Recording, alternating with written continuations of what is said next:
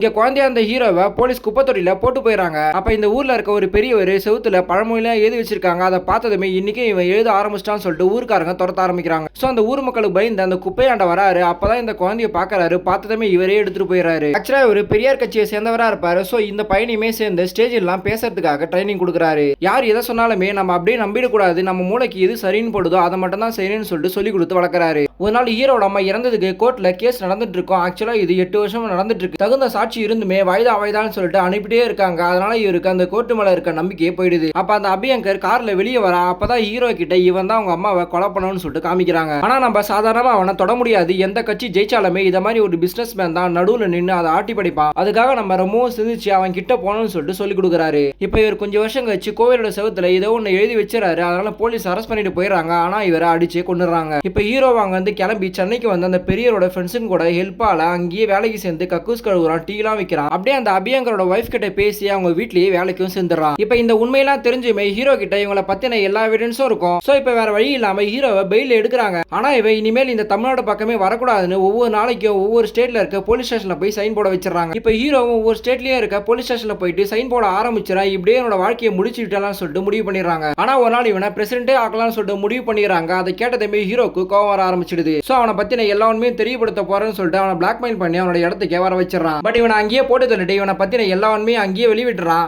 Hero அவங்க friends எல்லாருமே வேற ஒரு ஐடென்டிட்டி மூலமா வேற ஒரு இடத்துல வாழ ஆரம்பிச்சிடறாங்க.